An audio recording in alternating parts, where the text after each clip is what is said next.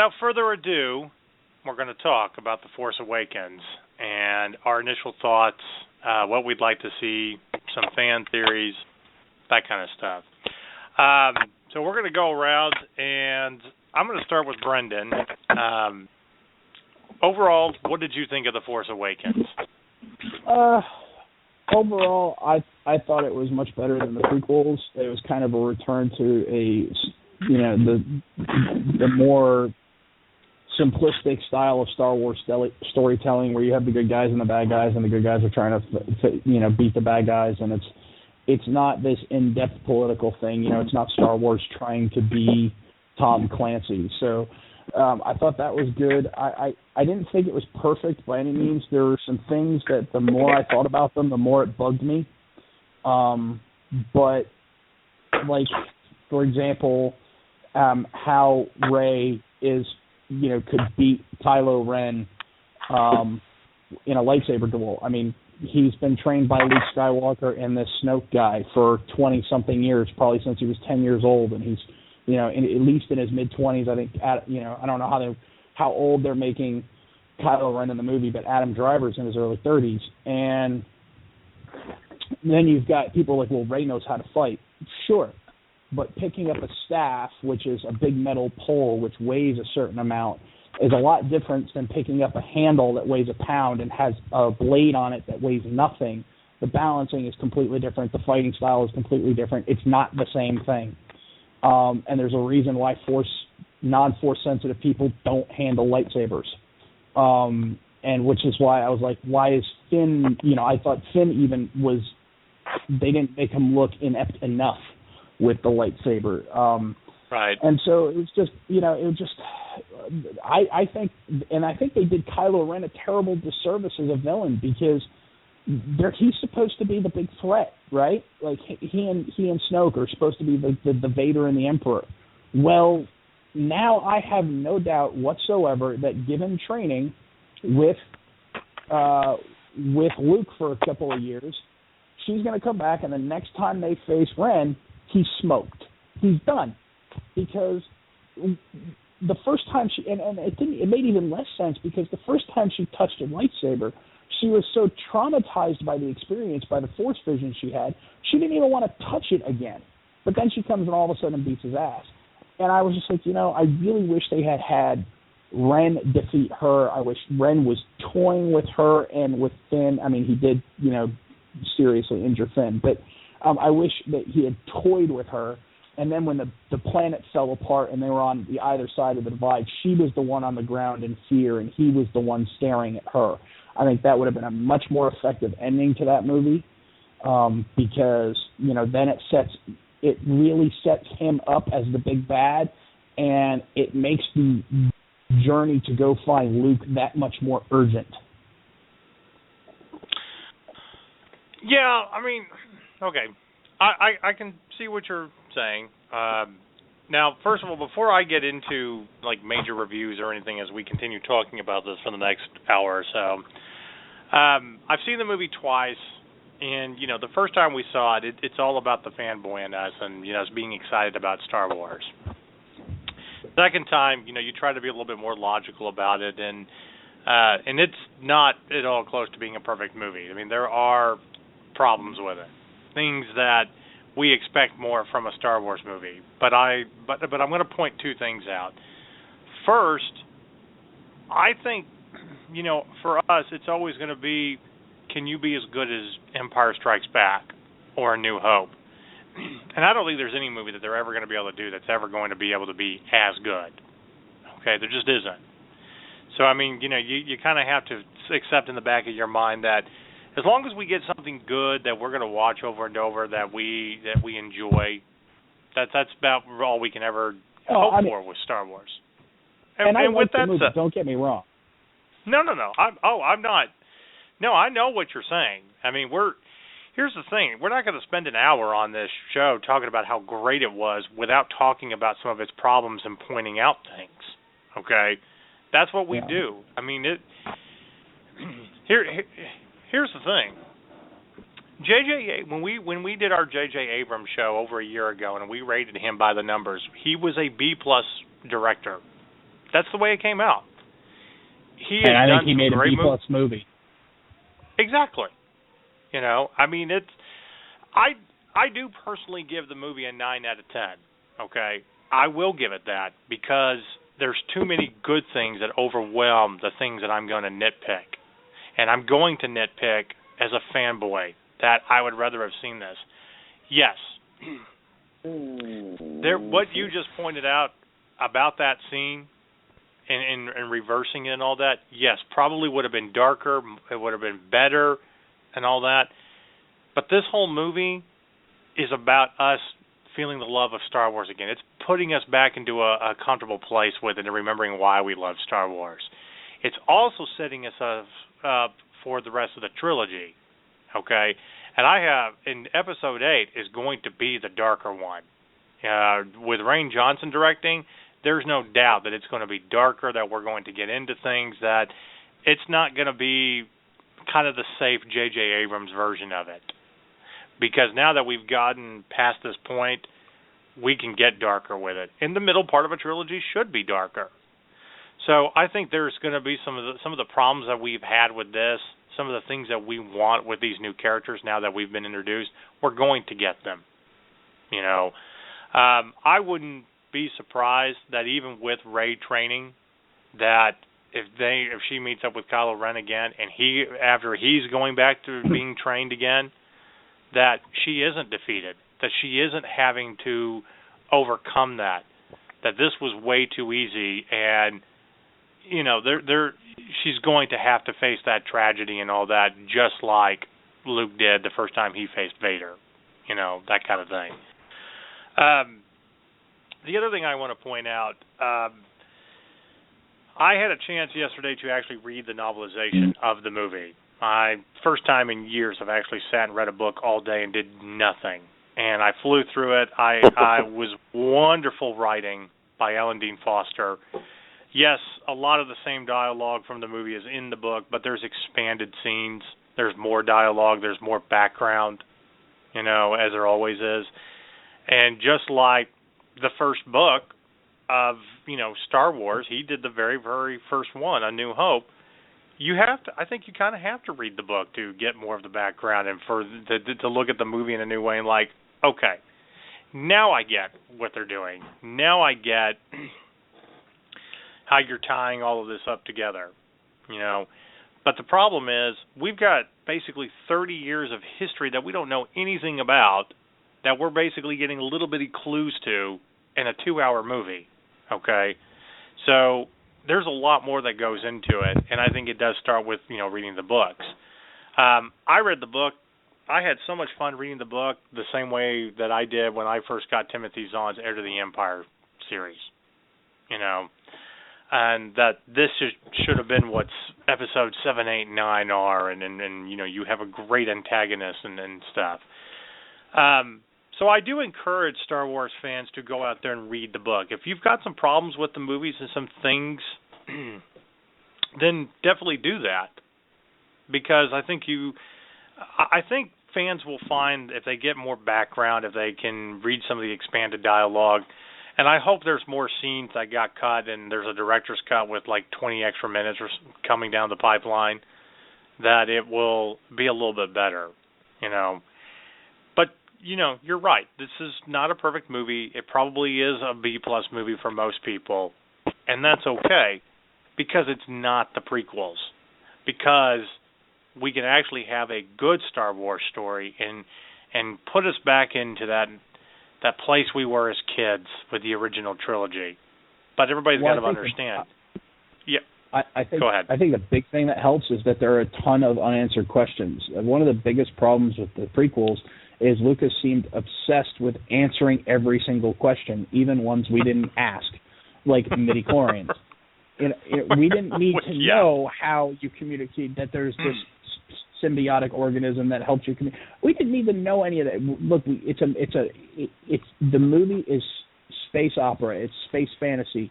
It's got more in common with Lord of the Rings than Star Trek. I say this all the time, and I keep saying it because nobody ever frickin' listens. We don't need to know the scientific reasons behind the Force because it's not important. It's not a sci-fi movie. So, look, you know, Obi-Wan, I like the fact that there's a ton of unanswered questions going forward. That hey, I do like. You know what? I'm gonna bridge the gap here when we talk about the Force. There are two forms of dialogue that all you need. Alec Guinness is Obi-Wan Kenobi in Episode 4. That it's an energy force that penetrates us, moves, and binds the galaxy together. There's a light side, there's a dark side, and then Han Solo being the skeptic in The Force Awakens. I used to think it was a bunch of mumbo jumbo, but it's real. It's all real. That's the only explanation you need. It needs to be mystified. Don't try to break it down and understand. But you don't like what Yoda said in Episode 5, though? Well, I do. I'm not saying I don't. Okay. My point is keep it simple. We don't need. We don't need to. I mean, if you want to get philosophical about it, like Yoda did, that's fine because it's supposed to be mystic. It's supposed to be a philosophy. It's supposed to be almost a religion. So yes, that's fine. I just don't want scientific explanations for something that shouldn't be explained in science. And it's not sci-fi, so it doesn't matter. Right. No, I mean, and I agree with that. But, like I said, for me, and I'll get to more problems that I have. I mean, because while we're going to talk about a lot of great things, we are going to nitpick a little bit. We have to, okay? But I'm going to say this, first and foremost, as we nitpick. I was not upset that J.J. Abrams was directing Star Wars. I think he was perfect for it. And I think kind of having a safe movie was the way to go to bring fans back. And then having other directors come in and say, okay, we've done safe, we've brought them back, go off and make the darker chapters and stuff like that. And I like the directors they've got. I've loved the movies they've done in the past. Rain Johnson, perfect to do the middle trilogy. Because, again, it's going to be dark. And it's, and there's going to be a lot more allegory to it and stuff. But, like I said, we'll get into that. Alex, your overall impressions? Well, I was, like you were saying, I was very excited, when I saw the title and the words flash up the screen. I was thinking, oh, yes, here we go. This is going to be so exciting. And, right away the story sucks you in. There was very little build-up in that first scene. The action pretty much started right away. Right. The pacing of the film, it was just crazy at the beginning. And right away, of course, you see homages to Episode 4 with Oscar Isaac's character when he has the chip and he places it inside of the unit, the BB unit. So I didn't mind all the elements that reminded me of Episode 4. There were some people that were just flat out hacking the film just because of that. And I thought that was crazy for them to say that. So you're angry because the movie reminded you of another Star Wars movie that was actually good. But I put it out to a friend of mine the other day. I was like, people bitched about the prequels because they weren't enough like Star Wars, and now they're bitching about the sequels because it's too much Star Wars. I totally agree with Brendan about the whole lightsaber scene. I thought that made no sense that Rey was able to battle so well against Kylo Ren, and I thought it made Kylo Ren look very weak as a villain in that moment. And he was showing a lot of vulnerability just when he was trying to penetrate her mind, and she was able to push back, and he seemed to be so scared. And go ahead. Well, let me point out two things since we keep talking about that scene. Yeah, she got one lucky shot in and stuff like that. She did fairly well, okay? And, he didn't seem to do well. But, he was also bleeding and injured during the fight, okay? He's obviously not a full Sith yet, or whatever he's supposed to be. They made that point that his training is not complete. Right. So, while he's powerful, he still is not what Vader is. By the time we see Vader okay, in episode 4, he's had 20 years of being on the dark side to build up his power. Right. He's not an apprentice. And I get that, but at the same time, look, if you read and Marcus, I know you've read some of these, excuse me, I know you've read some of the new books. In a book that takes place between, I forget the title of it, but it takes place between A New Hope and Empire Strikes Back. Luke couldn't even make the mind trick work, and he had seen Obi-Wan do it. She didn't even know anything about the Jedi. She thought they were a myth. Had no idea what their powers are. She gets the Jedi, the Force, it's all true, all of it from Han, and she's doing the mind trick 30 minutes later. The fact Okay. that Now look, suspension of disbelief only goes so far to where you can only suspend disbelief within the rules that are set up for the universe that you're in. And if Luke, the greatest Jedi in history, okay, can't do the mind trick after seeing someone else do it, how can she do it if she's never even been introduced to the concept before?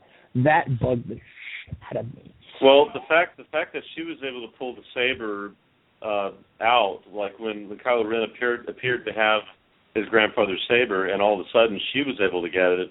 That says to me that her mind power was stronger than his in that moment because she pulled it away from him. And I think another issue I have is that maybe they exposed this character a little bit too soon. He took off his mask.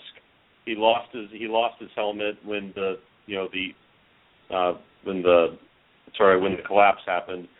And I thought maybe they revealed him too soon, that maybe he should have been kept more mysterious a little bit longer. I realized that he was talking to his dad, so maybe it kind of made sense for him to show his face there, but we had already seen him before that, and so the anticipation of that was not quite the same as it could have been because we had already seen him without his mask when he was in the same room with Rey. And I thought it was interesting that they did show vulnerability with this character, but at the same time, I think they showed maybe too much vulnerability because I agree. He's kind of whimpering before the man who's above him, and he just doesn't seem very strong to me. He seems like he should be further along than this.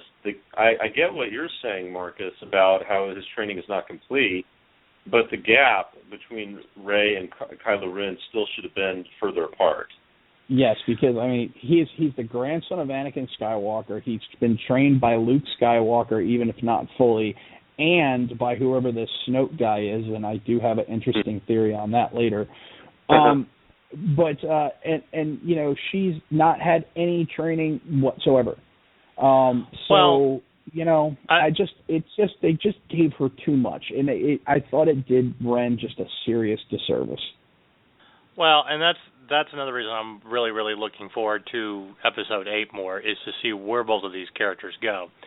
The other thing is, despite the whole analogy of midichlorians and basically Anakin's, this Christ-like figure and a virgin birth and all that bullshit, he is essentially supposed to be the most powerful Jedi ever. That's what they were setting it up for. These natural instincts and whatnot. And they brought that out in Episode 1 where, hey, that's how a 9-year-old can be such a great pod racer. Okay? It's natural. You don't understand it. It finally, when he meets a Jedi, the Jedi is able to explain it. I kind of felt like that with Rey, with them, and I don't disagree that they're probably showing a little too much, but with her, I honest to God thought that was more of a nod towards him, that's how natural it is for her. It was just a step too far for me, because it's one thing to do something really well based on instinct, like, pod racing. But Luke was the same way.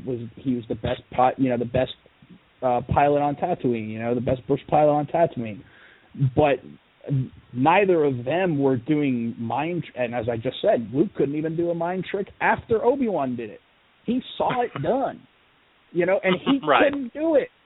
So how can she do it without ever even seeing it done before? By the way, she well, also mind but then tricked again, James Bond. But. And you know what? And I'm going to argue from the other side continually because that's what we do, even though I'm not necessarily disagreeing with it. That's the mystery of the Force. Why is it so natural for one compared to the other? No, but that's the thing. That's not the mystery. There is no mystery there. This has been covered in Star Wars canon that is still canon, not just the legacy stuff. So basically, you're saying that she has to see it done before she knows how to do it? Yes. There is not a single Jedi. There is not a single Jedi ever where they have shown him or her who has been able to do a mind trick without ever being trained. Including Luke, including Anakin, including Yoda, including Obi-Wan, including the Emperor. Maybe this is how Disney is rewriting everything. I don't know. Then they need to stop, because they have to stop and look at what they've already written in books that they've done since the reset. If Luke can't do it, having seen somebody else do it, how the hell did she do it? But here's another explanation. She saw a lot of flashbacks. The book actually explains more about. Hold on, I know you're going to jump all over. It's like it's still not believable, but it is an explanation. The book, if you read it, does have a lot more of the flashbacks than what we saw in the movie. Okay, isn't it plausible that she saw a flashback of somebody doing something, and that's her seeing it and trying it? Sure, it's possible, but then you still have to go back to it on the first try there. Okay, so and guess what? Luke tried to do it about 4 or 5 times in that novel, and he looked like such an idiot waving his hand around with a joke about it. So, it still doesn't look, like I said at the beginning, suspension of disbelief only goes so far as to the rules you have set up for the universe. Once you pass through those, suspension of disbelief evaporates. You have to stick within the rules. You can't just willy-nilly change them, because then the audience doesn't know what the fuck is going on. And it doesn't make any goddamn sense. Well, and that's the thing. It doesn't make any sense to you viewing the story. For some, they just don't care. It's not going to be... They're not going to nitpick it as much, I guess. And there's nothing wrong with that. I mean, I'm not jumping on you for nitpicking it. I'm just playing devil's advocate in this argument on the show. Well, I do... She did say to Finn that she couldn't really explain what she did. So, to a degree, it seemed like she was just relying on instinct to a degree. I mean, maybe they just put that line in there to maybe make it a little more believable, because it wasn't very believable, even within the context of Star Wars. So. They failed. Horribly. Yeah. Well, that's what I love. It's like there's no convincing Brendan on this. You failed in my mind. It's gone beyond suspension of disbelief. That's my one little major thing. That's what I'm going to nitpick, because it's stupid. Well, there is one other thing I had a little issue with, and it has more to do with timing than anything else. And I think the love connection between Ren and Rey was definitely happening too fast in the movie, because it took a movie and a half for Han Solo and Leia to really have their romance become full-fledged. Right. And halfway through the movie, we already see Finn screaming at the top of his lungs when Rey is captured. And they're already embracing each other by the end of the movie, and she's sad that he's going away, and so forth. Honestly, I don't think there is going to be a romance between them. Yeah, actually, I already know there's not, for two reasons. Okay. Well, and my explanation of why he feels so attached to her, this is a military man who, in my mind, he's a military man who just got out of boot camp, who hasn't had sex for 12 weeks.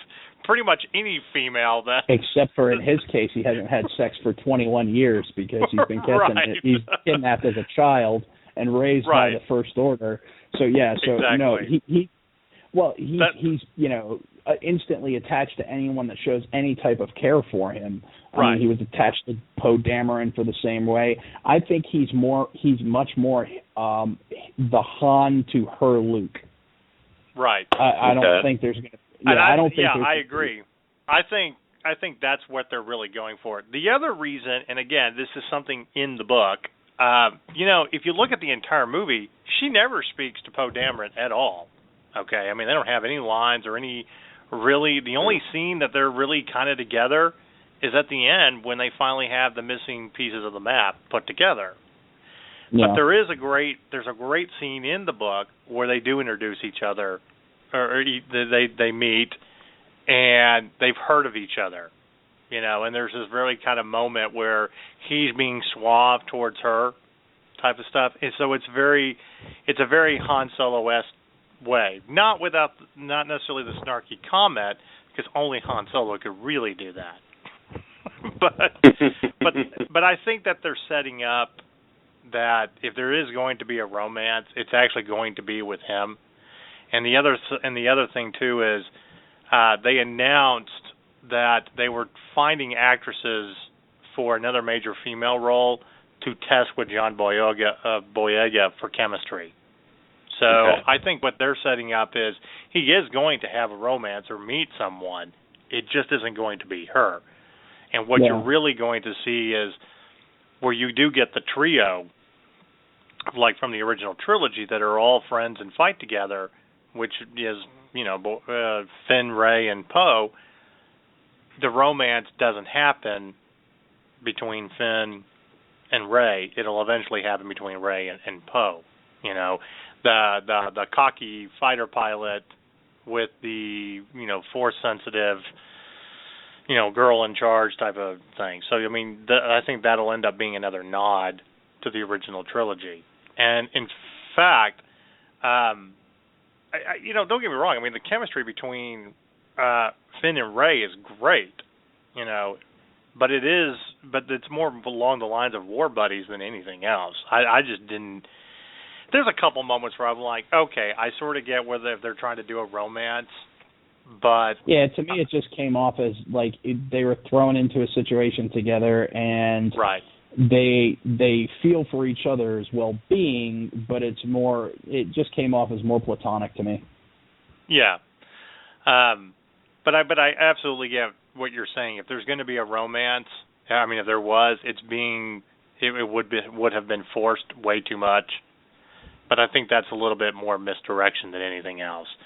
It's almost like Disney's way of trying to do this Twilight. Are you Team Jacob or Team whatever the fuck his name is? Trying to, and I'm like, this is Star Wars. We don't care. Okay. Right. But, again, I think there are plausible answers and some things that I probably would have done differently.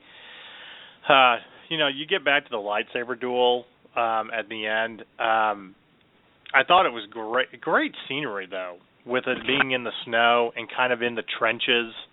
Oh, yeah, and I liked one of the and if you missed it if you weren't paying attention, but one of the touches is how, they were actually, as they were swinging wildly, they were cutting trees down. Right. Mm-hmm. I thought that was cool. Well, and I do love the dividing line. I mean, how the Earth breaks out, and that's how they're separated, and that's how each of them will get away and stuff. And there is a little bit more. Yeah, there is a little bit more explanation in the book. I'm going to be encouraging people to read the book because you have to kind of fill in some of the gaps they did. Here's my overall, like, literally main issues. This is the things that I would nitpick about J.J. Abrams. It's a typical fast-paced, just off on the run. You don't take enough time to really enjoy certain moments, just to kind of slow things down, to really have these fun moments with the characters. There's only like 3 times that I really count as kind of slowing the movie down. That's really cool. Where you caught your breath. Yeah. Right. The first one being, once they finally get away in the Millennium Falcon and BB-8 shows a partial map, and that's when Han is talking about everything, and they're listening, and the myth is becoming much more of a reality. It's a nice Millennium Falcon scene. But the rest of the scenes of the Millennium Falcon are very, very much reminiscent of Empire Strikes Back, where there's all this stuff going on. There's this great comedy with everybody and great one-liners, and everybody just I loved it. Don't get me wrong. It was hilarious. Finn yelling that he's trying to kill me, and then Chewie bringing him in, which is okay. Although I thought, for the most part, Oscar Isaac's attempts at humor came off a lot more naturally than Finn's.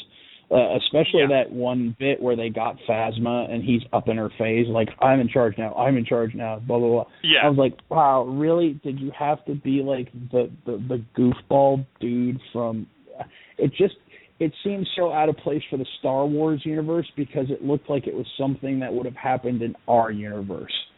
Right. And I think that's what really kind of threw me out of that moment, was just like, that's something I've seen some, idiot with a big mouth do at a bar after one too many drinks. Yeah, but you also notice that Harrison Ford rescues that scene by, you got any trash compactors here? Yeah. And because he happens to know where the trash compactors are because he was a custodian, so that kind of made sense. Right. Well, right. I would have liked to have actually seen them throw her in it, though. That I think we got cheated out of that. Yeah, we did. Yeah, if you, there really should have been a scene. That's got to be on the cutting room floor. Yeah, there's got to be a scene where she's like crawling out of it and trying to wipe herself off. I mean, that would have been funny. Or better yet, having one of those one-eyed snakes in there, and she ends up like snapping its neck and then walking out of there and like being so disgusting. Right. Because that would have...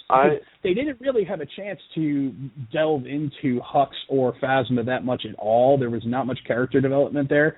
So that would have been a quick scene to set her up as a real badass. And it would also have been a little bit humorous, and it would have set her up for the next movie, because I know they're going to delve into her and Hux more in the next movie. Well, I definitely agree with you that, Oscar Isaac's humor was much more natural. The whole, when they're in the TIE fighter together escaping, great, fantastic scene. It's funny. Of course, it all started when they're walking and, okay, stay calm. And he's like, I am calm. No, I'm talking to myself. Talking to myself, yeah. Well, I'm sorry. Well, hold on one second. The other two scenes that I thought, again, that the slowing it down, that are very, very important, when Rey does touch the lightsaber and sees the flashbacks, and you get this great scene with Maze, Quintana talking about the Force. And it's very Yoda-esque of something. Mm-hmm. It's important. You get enough of the flashbacks. You get the tears. You get the all the emotion in it, and it is a very beautiful scene. But probably the most pivotal of the absolute pivotal is when Han Solo dies. That whole walking across the gap, just really slowing it down, just them staring at each other, and as soon as he stabs him with the lightsaber, just the hand on his son's face as he looks at him like, I still love you, it's okay, and then falls off gracefully of the bridge and stuff. That's probably the best scene that brings about the most emotion. And while it'll never be Vader revealing himself as Luke's dad type of scene, because I don't think anything could ever top that, for this movie, even though we already knew that he was a Solo, just that, how they slowed it down, how they did everything, and they let it linger there for just a little while, so it really set in, especially for all of us that love Han Solo, and I think we all kind of suspected that he was going to die in this movie. Yeah. We were ready for it, but just to see it, it's like, and then they let it go, and then the action. Go ahead. I was hoping that they were going to have Chewie go a little bit even more insane, though, because if you've read a lot of the Star Wars stuff, you know that Wookiees only use their claws as tools. It's considered dishonorable to use them as weapons, and they only do it when they go mad with grief, and they actually get called Mad Claw. And I would have loved to see Chewie just go nuts and have one stormtrooper get too close to him, and instead of using the bowcaster, he just beat the crap out of him with his claw and then throw him over the side. I think that would have just been an awesome scene, but that's okay. Alex, you were saying before I was done. Yeah, I was harking back to a scene between Finn and Poe where they first kind of meet up, and Finn is trying to get him to escape, and he kind of says this line, "It's the right thing to do," and it sounds like a really cheesy line that you might hear in maybe like Avengers or something like that, and suddenly Oscar Isaac's character just breaks in and says, "You need a pilot." He's like, "I need a pilot," and so I like the fact that they sort of teased us with that cheesy line, but then sort of pulled us back and said, no, we're not going to go that route. Right. Yeah, that was good. It's like, yeah, because Oscar Isaac was like, yeah, all right, enough with the bullshit. What's the real reason? Right. Right. Now, I do love kind of the chemistry between them, even though at times it seemed like it was a little forced, like we have to set this buddy system up, it's like it's going to be a buddy comedy, like Lethal Weapon type thing. At the end of the day, they played off each other very well, and you can definitely see them, being warriors together and telling tall tales and, some cantina and all that. And like I said, I really applaud the casting choices.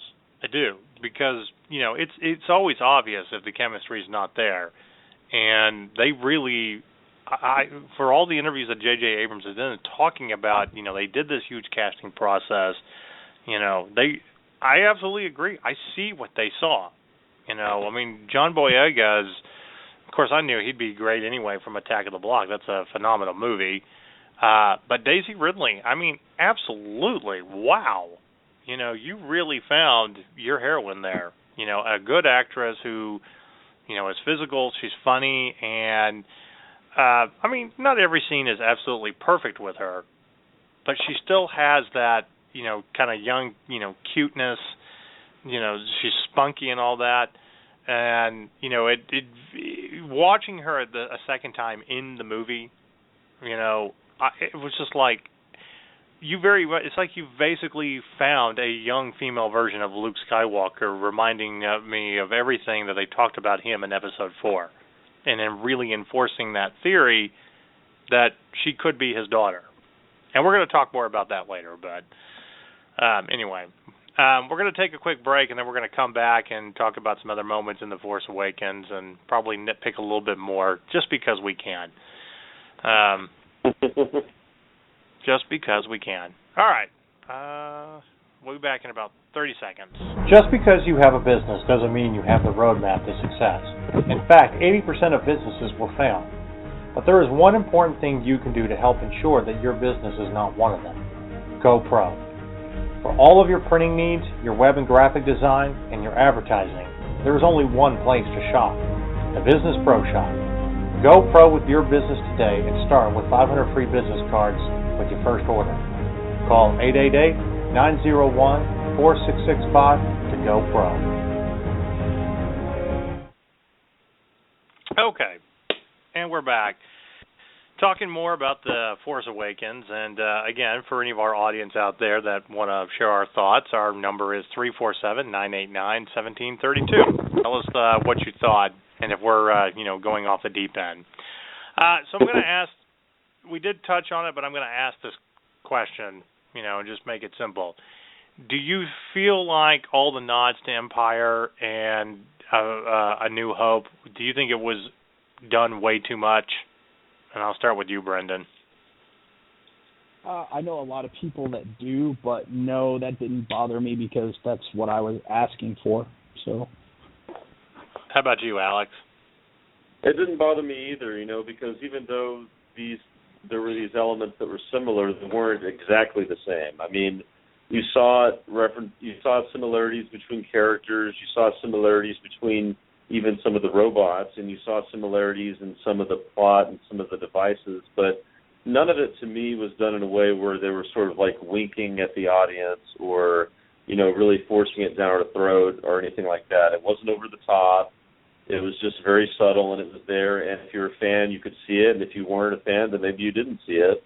If you were just somebody who was just there to see the movie, then you may not have even noticed. So, if it was one of those things where they were sort of breaking the fourth wall, or if they were, giving you these long, drawn-out explanations somehow to kind of, oh, yeah, I hit you over the head with a bag of oranges. Yeah, hey, you remember this? Then I think that would have been a problem. But the way they executed it, I didn't think it was a problem at all. It actually made me smile. I thought that those similarities were great, and it sort of brought us back to episode 4 after so many people were so unhappy with episodes 1 through 3. So when you think about it, for people who didn't like anything about the prequel trilogy, it had really been, over 30 years since we had a decent Star Wars movie, because that's going way back to 1983 when we had episode 6. So with all that time going by, I don't think that was a problem at all. No, I agree. There were a lot of nods, and it was very, very similar. So I see why people complain if they're looking for something original. But Brendan and I have had these discussions over the years, too, and you brought it up earlier. This is fantasy. But really at the heart of Star Wars, it's mythology. It's a mythological tale. That's what it is. Yeah. We tell the same stories in different ways. So so for all the people that complain about that, why don't you just assume that the Luke story would not be the story of someone else? That you would have all of those similarities, or that there would be. And it's not like history repeats itself at all ever. No, yeah, it does all the time. Which is why these myths have so many common themes, because they've happened in one lesser form or another. Well, wasn't anyone complaining when Darth Vader had his hand hacked off in episode 2, and it was just like in episode 5 when his son had his hand hacked off? Right. Or when you go back and you watch it, he did the same that happened to him, and yes, things repeat itself. If it proves anything, especially when you're dealing with a family of Jedis, okay, about how connected you really are, that the same things and same themes happen to you, okay? So, little things like that, absolutely. By the way, and this should be pointed out before we get to some theories, we are finding out more and more about some of the cameos that happened in Star Wars. Well, before we talk about that, one of the funniest nods to episode 4, and I couldn't help but laugh the second time I saw this because I didn't catch it the first time, was after Rey escapes from the cell and she's sneaking around with her blaster and everything, as stormtroopers are running around, you actually hear dialogue from episode 4. And you hear the line that they're splitting up on levels like 5 and 6. We think they're on 2 different levels now. They're splitting up. Right. Yeah. Wherever the line was. I actually that the first time, and I did laugh too. I thought that was actually genius. But you talk about if it's being done way too much. Well, fine, maybe it is. But I think we need that to bring to get that bitter taste of the prequels out of our mouths. And the fact that you actually had Ewan McGregor come back and voice a one line, you used something from Alec Guinness.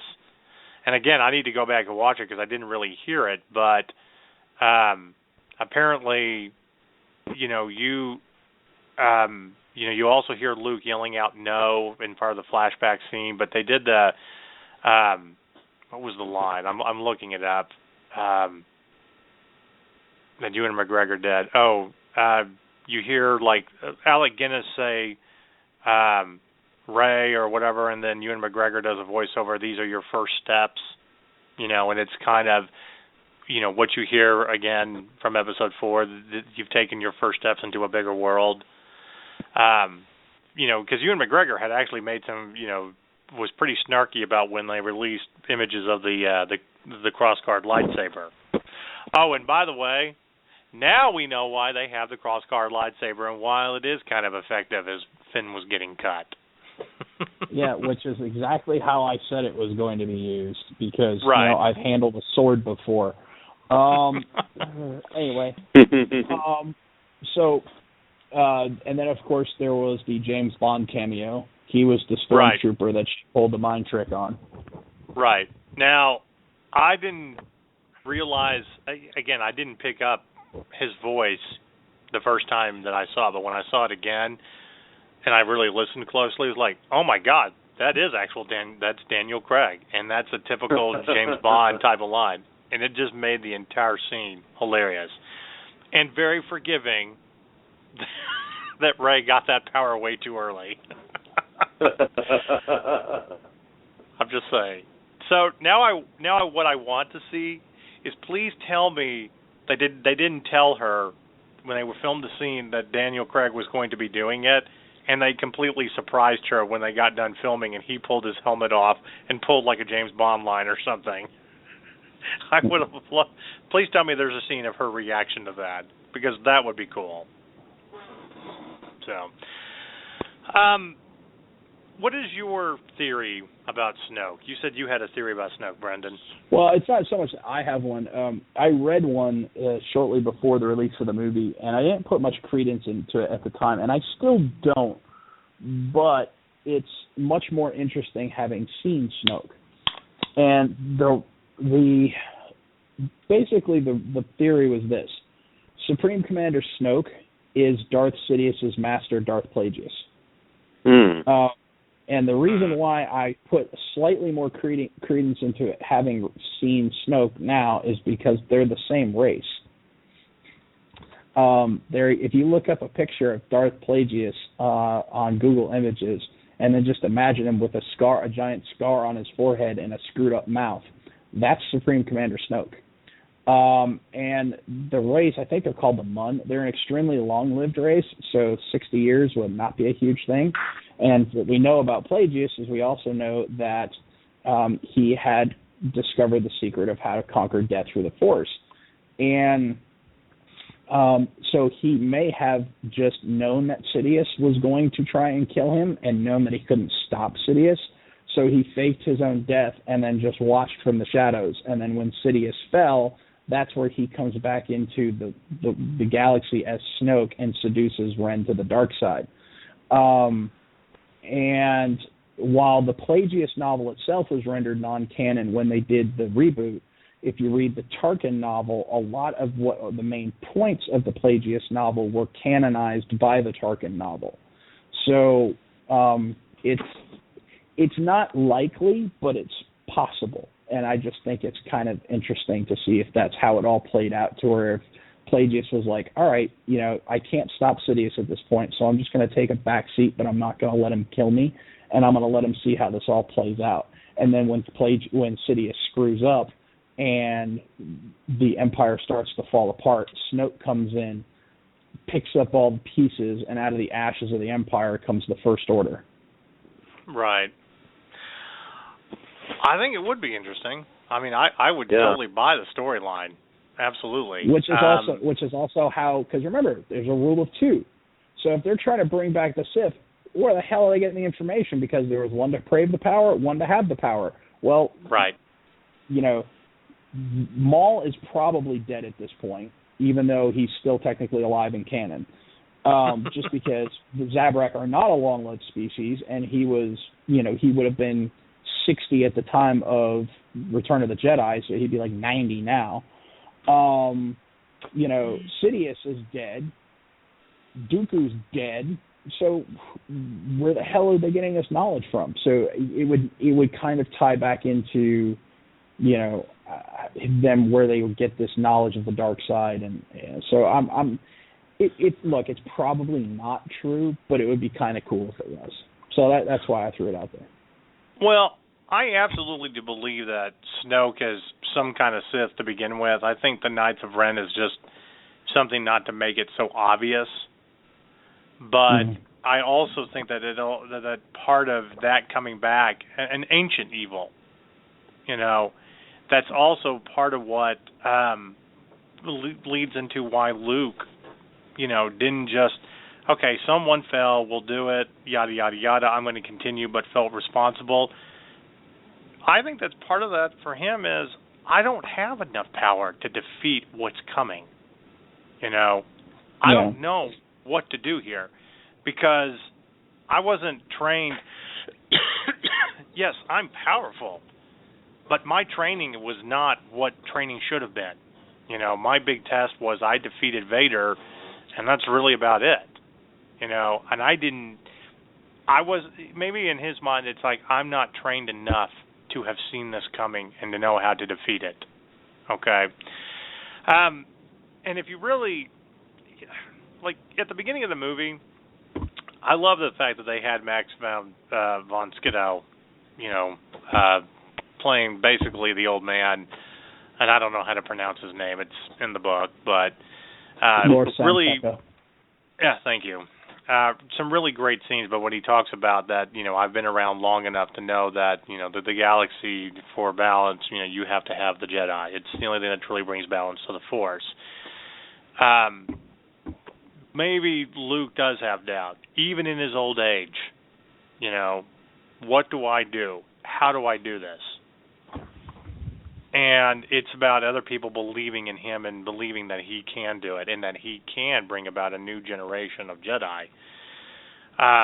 Because, I mean, you know, just because you're powerful in the Force doesn't mean you're not going to deal with doubt in your abilities and all that, and that constant struggle between light and dark, especially if you've failed your own relative who's all-powerful and stuff. So, you know, to me, all of this, and this is another reason I'm not going to nitpick the lightsaber duel scene, because I think that there is a bigger threat, and I think we only got introduced to it. And it's something that... I just kind of saw something fun from IMDb. One of the women on the Republic planet that gets blown up, I thought she looked familiar. It's Freema Agyeman from Doctor Who. It's Martha. Huh. Nice. Fun little acting thing there. Well, anyway, you know, the whole title is about the awakening of the Force. You know, so you know, if we're going to talk about what the title really means, is it the awakening in the sense of they're close to finding Luke, or is it the awakening that they have discovered someone when they thought everybody else was dead with, you know, a lot of power in the Force that could be a great Jedi, you know, in Rey? I'm curious to know what you guys think. I think that makes more sense, because all along I've been saying that it should be called The Force Reawakens. But if that title is referring to Rey, then it does make sense, because she didn't know she had the Force within her. So. Right. That, and I'm hoping it's, you know, I'm really hoping that it's leading towards, you know, a larger Jedi Order to where when we come back, you know, if they go where they did with the other movies, where it's a couple of years down the road when we come see them again, you know, then I really hope that she's not the only apprentice, that there are other, that now Luke Skywalker has been found, that other Force-sensitive people start coming out of the woodwork and ask to be trained, you know. Right. So, because, I mean, you've got a galaxy full of people, Force-sensitive people don't stop being born. We've seen this, you know, throughout the different canon. I mean, throughout the Clone Wars, there were babies being born. Throughout, you know, Star Wars Rebels, they just had an episode where they had to go rescue 2 Force-sensitive babies from the Inquisitors. So we know that Luke was training other Force-sensitive people when Ren turned on him. So, you know, I'm really hoping that they start showing more and more people. And the next time we see, maybe the next time we come back and see it's, you know, Rey is kind of the senior student next to Luke, and then they're training a bunch of younger kids or even young adults who are Force-sensitive but had no one to train them. Well, and we'd like to see different races too, so that would be interesting, like what we saw with the Jedi Order in the prequel trilogy. That was one of the things I liked about that. Right, you know, get some Keldor in there, like Plo Koon or a Sarah. Well, maybe if she, you know, like I said, if she's, you know, gone for a couple of years, it's also coming back and, you know, she keeps going on missions to find more Force-sensitive people. You know, she does her training, and and all of that, and then it's about. No, you're right. I love the idea of going back to the first Jedi temple, and I'm glad that they picked Skellig Island to do that because it's beautiful scenery. So the whole ending. Okay, so we're going to get to this now, and I'm actually going to read something from the book because this is where the whole lightsaber duel thing is what really bothered you, Brendan. For me, it was the ending. I loved the ending that they found Luke. I loved him pulling back the cloak and her, walking all throughout the steps. And I loved the theme, the Jedi theme. It's a very beautiful theme in the soundtrack. But you get there, he doesn't say anything. And then you just do this circular shot around. I was like, what the hell? He can't muster out one line. And it bothered me. It kept bothering me both times that I saw it. Okay. Then I read the book, and yet he still doesn't say anything, but this is the power of writing, and this is what makes Alan Dean Foster one of my favorite sci-fi authors. So I'm actually going to read the last paragraph of the book. And for anybody that hasn't read it yet, you don't want to hear a spoiler, fine. But I want to read the prose that he writes. Sorry, excuse me, everybody. That really sets this scene up, and I think makes the difference. Some distance from her, at the periphery of the forest, stood a figure shrouded in a simple cloak and robe. It did not matter that it was facing away from her. She knew instantly who it was. Yet all she could do was stare in silence. Whether motivated by her stare or something unknown, the figure finally turned toward her and pulled back the cloak. Luke Skywalker. His hair and his beard were white, and his countenance was haunted. He did not speak, nor did she. Remembering, Rey reached into her pack and removed his lightsaber. Taking several steps forward, she held it out to him, an offer, a plea, the galaxy's only hope. She wondered what would happen next. I kind of read that, and I was like, okay, I'm not so upset about that ending scene. Maybe I just had to actually... She in that movie actually had taken the steps forward, because she just pulled it out of the package there. Well, no, she did actually she took like a step after she was pulling it out, but it's not as prominent as the way they're describing it. Excuse me. But my point is, I had to actually read it to really get that, and then I got to thinking, and I found some leaked footage today, and I rewatched the ending scene. The way that they're just kind of looking at each other, and it lingers there for just that moment, and he kind of smiles at her, and she's kind of terrified but exciting, and looks like she's about to cry, and all the emotion. It's like, you're talking about the Force here. Nothing has to be said. It's all being shown in their faces about that next step. And then I got to thinking about that line. She wondered what would happen next. And it's like, you're off to the races for this new adventure, this story. And, you don't need to say anything at that point. I think for me, my only real complaint was just I wanted to hear Luke Skywalker say something. You have this entire movie. We know he's back. We know he's, a Jedi Master and, been in hiding. And I have to wait a year and a half to actually hear him speak. Damn it. Damn you, J.J. Abrams.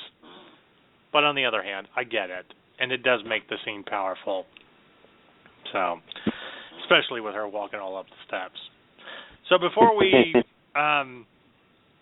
get to, towards the end of our show, because we can talk about this for a while, this is our final fan theory about what's going to happen. And I think this is a theory that everybody is going with now. And we could all be completely wrong. But, Alex, I'll start with you on this one. Do you think Rey is his daughter? I still haven't made up my mind. The fact that Han Solo was with her and didn't make any mention of having any kind of recognition of her, admitting that he had a daughter or anything of that nature, and asking her name, and there wasn't any kind of he just didn't see it. So I'm guessing that yes, it would have to be Luke's daughter, based on that. Well, I mean, you could also go with the fact that maybe they really are twins, and they're just not talking about it, and she was put into hiding, and they don't want, even though the whole story is about Kylo Ren, they're just kind of not acknowledging it within that story. But there's moments where Han is kind of looking at her like, I'm seeing something in you with all of your mechanical skills, that maybe. Oh yeah. I mean, I don't know. I mean, I think it would be a disservice if you didn't talk about them actually having, more than one kid. But she's obviously related to somebody, and connected and all of that. But then again, maybe. Go ahead. The way that she embraced Leia when she saw her, it made me think that this was the person that she'd been waiting for, that she'd been told was not coming back. Right. And so at that point I thought, well, maybe she is their daughter, and Han was just keeping it quiet because maybe he was told not to ever discuss her because they kept her in secret, so they're trying to keep it secret. But kind of yeah. pulling off. You think it's one of those where it's kind of like they're hiding her in secret, knowing that she could be turned by Snoke too, so it's easier to put her into hiding and hope that they don't discover her? That would kind of make sense, with this history repeating itself, the fact that Padme had twins also, and one was a boy and one was a girl. Right. And they have them separated and so forth. So if the history is repeating itself, then that makes sense as well. So. I don't think we can look at it either way. But Brendan, what do you think? Yeah, I think she has to be either Leia or Luke's daughter because at its heart and soul, the saga is the Skywalker family saga. Right. So, yes, there is a bigger Star Wars universe out there, but that's what we have the books and comics and video games and now anthology movies for. The main saga is the Skywalker family saga, and so I don't know how she could not be related because it would make her unbelievable abilities that I had such a problem with in the first movie even more unbelievable if she wasn't. That's true. It would just unless she's like another Virgins in the Force. Right. So, which would just be weird. But that would also give credence to the whole Plagueis theory again, that maybe he's playing with, because there's a lot of thought and theory that Plagueis is actually Anakin Skywalker's, for lack of a better term, father, and he's the one that inspired the Force to create Anakin. There's a lot of ways it could go, but I think eventually it's going to come down to either she's Luke or Leia. I think it has to. Well, no, I think she's related. I don't think there's any denying that at this point. Unless you're trying to introduce another family that's somehow connected to the Skywalkers or whatever, or of a very similar nature. But I think that's a little too much, because I don't remember from the expanded universe, but did any of the Solo kids or whatever ever have kids? No, they never got old enough to. They never got to that point. No, Anakin was killed as a teenager. Jason was killed as a 20-something by Jaina, and I stopped reading after that, so I don't know what happened, so to speak, with Jaina. I don't know if she ever had kids. Okay. Well, the way I look at it is, I can definitely see her as Luke's daughter. That it's a great way to kind of introduce Mara Jade, without her actually ever really being a character in the story, but us talking about her in history. You can always bring that back. But she got cut down. Especially if she was killed by Kylo Ren. Yeah. Right. And the other thing too that I noticed is I noticed that Kylo Ren is kind of an amalgamation of Jason Solo and Luke Skywalker's kid, Ben Solo, because he yells out, Han yells out his name, it's Ben. Right. Mm-hmm. His Kylo Ren's real name is Ben Solo. So, I thought that was interesting that they went that route. So, we'll see how it goes. Well, like I said, I'm just trying to figure out what they would do with the story if they were twins, and Kylo Ren really is that young, or they did have a daughter that was a few years younger. Yeah. But they put her into hiding, and why Leia wouldn't be force sensitive enough to recognize her own daughter, especially when they hugged, or there wasn't, because even the book doesn't really explain. I mean, there's some great dialogue, when they're about to leave, more than there is in the movie, but other than that, it just seems like you would be able to eventually tell that. I mean, while it took Luke a little bit to get stronger in the Force before he realized that Leia was his sister, Leia would be strong enough to recognize her own daughter. I do think I'm leaning more towards her being Luke's daughter, and there's going to be something about that, and that maybe Leia kind of knows, or maybe none of them really know that he had a daughter. Maybe she really, because of everything, was so young when it happened and didn't, they're just chaos, and nobody really knew that he was with someone while he was off training Jedis and had a child and all that. I know that the daughter in the flashback looks like she's 4 or 5 maybe. If okay, more like 3 or 3. I don't know how they would explain the timeline. Yeah, I don't know how they would explain the timeline or dealing with her age, but at the same time, like